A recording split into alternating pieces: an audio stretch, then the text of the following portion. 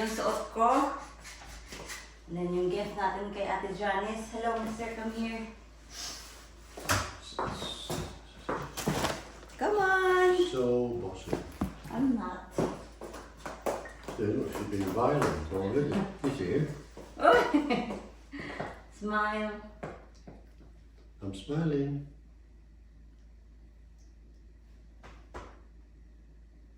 What? Nothing. Right. Still early. Do I look okay? The car needs to bottle, yeah. Do I look okay? Yes, darling. Happy. Very beautiful. Darling.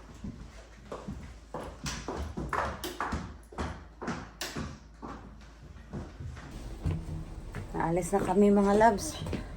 Whoa! Oh my gosh.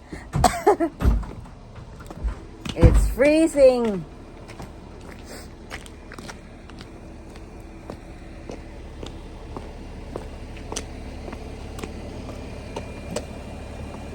I hope it's dry on Saturday.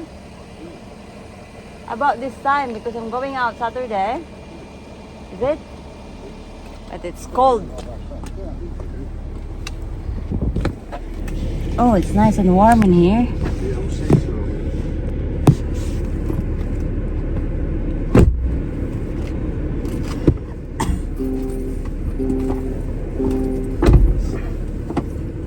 These seats get seriously hot if you have them on number 3, you know. Don't put them on the number 3.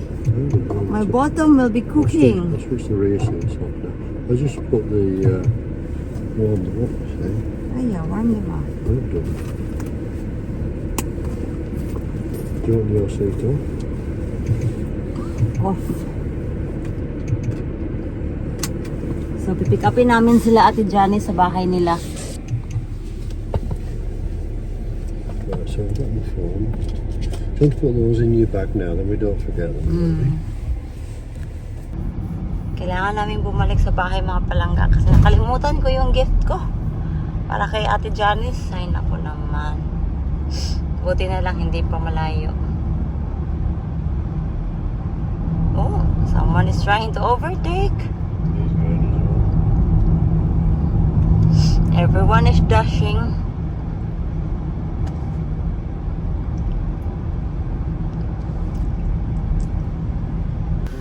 Thank you.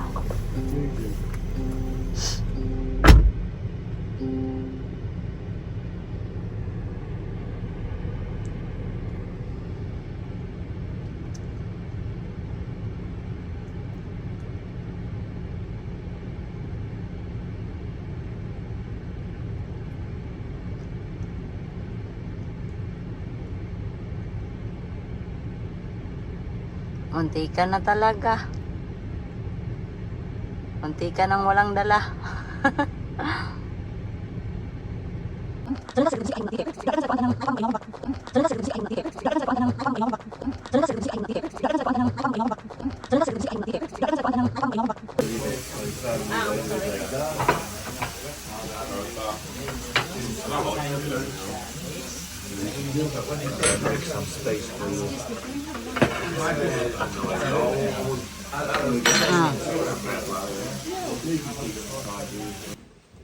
Nasa bahay na kami and thank you Ate Janice sa cake. Ayan yun.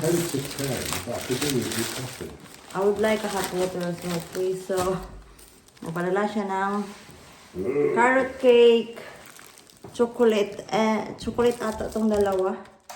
Thank you Ate.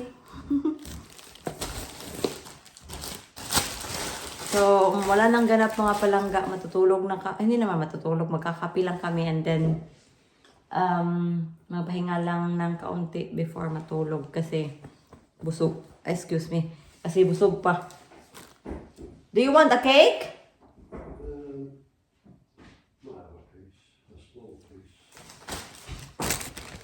Which one would you like? Huh?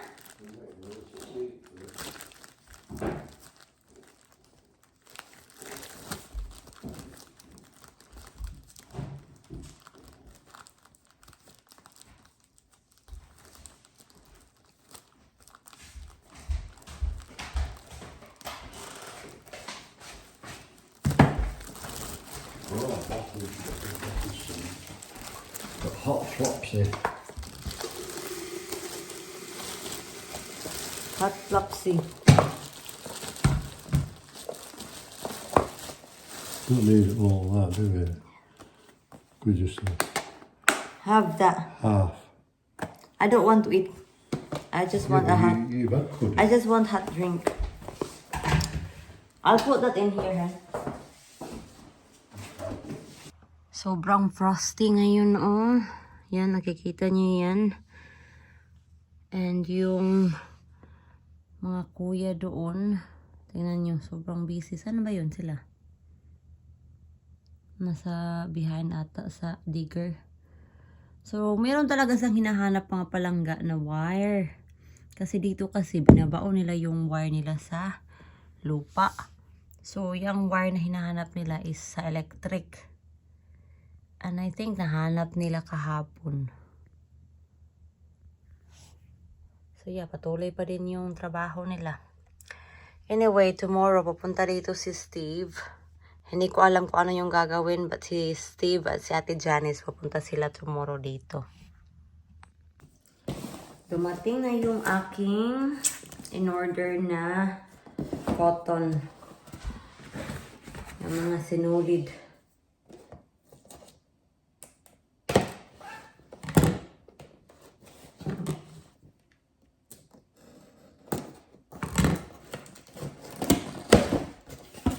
So, marami to.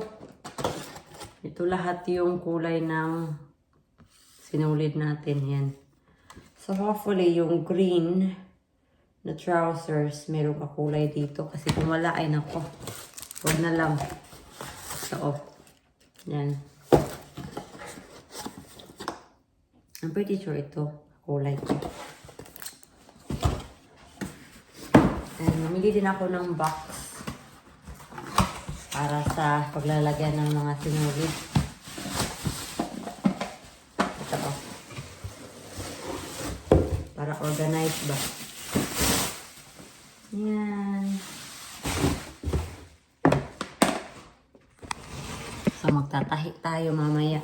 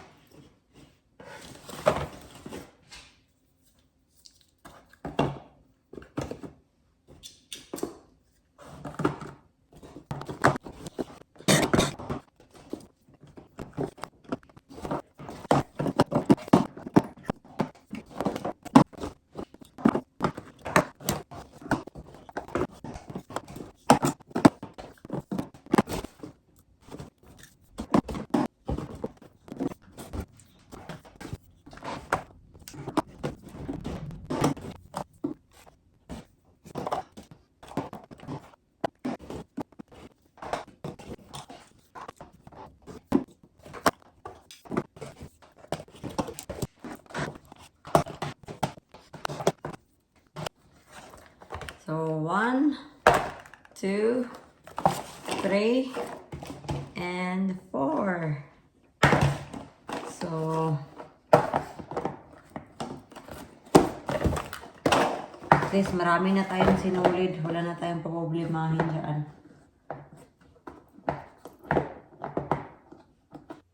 Tingnan natin kung meron bang magmamatch dito.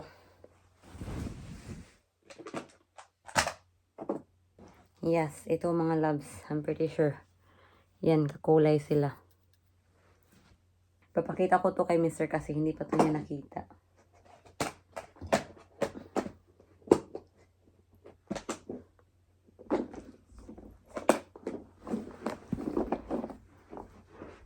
Honey, look.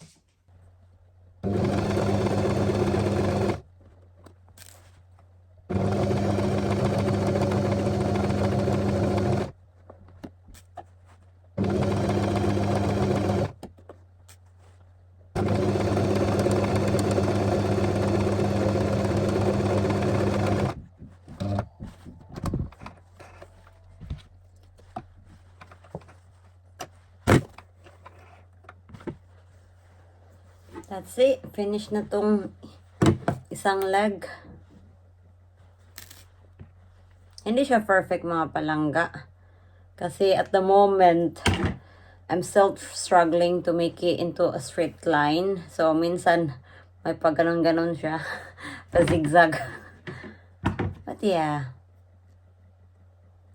Matututunan din natin yan in time, di ba? Like, tulad nito, tingnan niyo.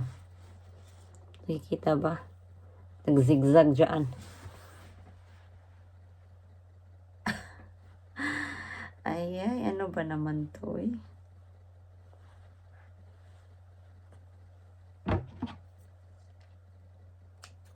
Tingnan nyo naman. What are you doing over there? Yes! I cannot open the window. Can I open the window? What? Are you okay? Be careful, sweet. That's as far as it can go. Yeah. Are you cleaning? Hey? Are you cleaning over there? Cleaning? Yeah? No, I've just been looking at this fridge and stuff. Oh, excuse I'm me. going in a minute, but the machine. Okay. We bought this bloody slipper. Yeah, just be careful because it's been frosty. Yeah. Okay.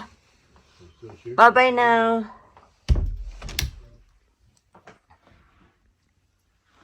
Tingnan nyo naman, doon. It's such a mess, mga palangga. Yung mga dinig nila doon. Yan. So, hopefully, tutubo yung mga grass dyan. From over there, yan.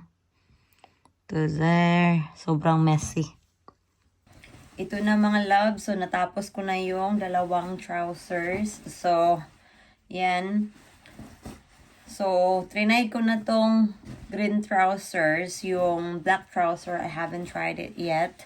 So, as I said earlier, my sewing is not very straight. But, it will come with practice, diba? Practice lang ng practice. Mr. were saying earlier, once I receive all the cotton that I've ordered, gosh, ang sakit na lalamunan ko. I do apologize kasi paos yung boses ko. So, Mr. were saying na I have no excuses now because I have all the cotton na. So, sabi ko, of course, I have no excuses. So, yeah, it might not be perfect, but yeah, pag nag-practice tayo, it will be perfect. So, kulang na lang talaga dito is plancha. Okay na to. Hindi ko pa na-try yung black. I'm pretty sure okay lang naman to. And today's video nga pala is, nag-update ako sa inyo about sa bahay, sa scaffolding, na tapos na yung scaffolding. The next step na lang talaga is, to put the bubong. And ito na naman tayo, may mga ilang nag-comment din na, bakit ba daw pinalakihan yung bahay? It's too big for us 2 people living in the house. Titira ba yung anak ni Mr. dito sa amin? Nilipat ba yung anak ni Mr. sa amin? To answer your question kung titira ba yung anak ni Mr. dito sa amin, no, because gusto din niya yung independence niya. And dito talaga sa ibang bansa, mga palangga, hindi talaga uso dito ang mga anak na tumira sa parents.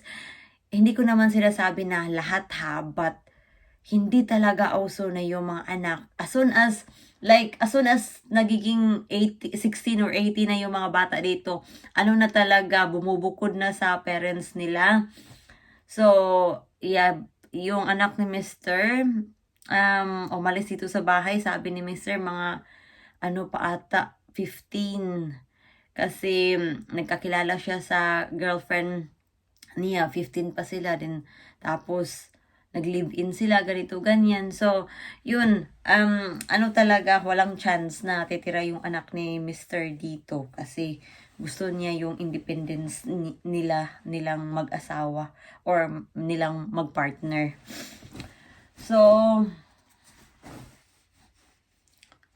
pinalakihan lang yung bahay para bongga. Para bongga talaga. Hindi ba pwede kung kahit kami lang dalawa? Din kasi yan, in the future, investment din naman yan na pinalakihan yung bahay. So, yeah, you might not see it now, yung point namin kung bakit pinalakihan namin yung bahay. But, yeah, in the future, you will see our point kung bakit namin pinalakihan, if that makes sense. Ang sakit na lalamunan ko, ayaw ko na mag-explain. But, yeah, yun.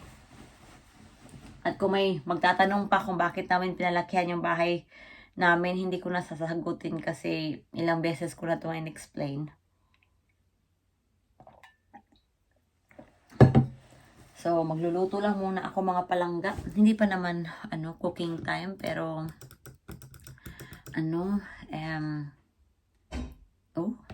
nandito si Postman. Let's see. Let's see kung ano yung dinala ni Postman.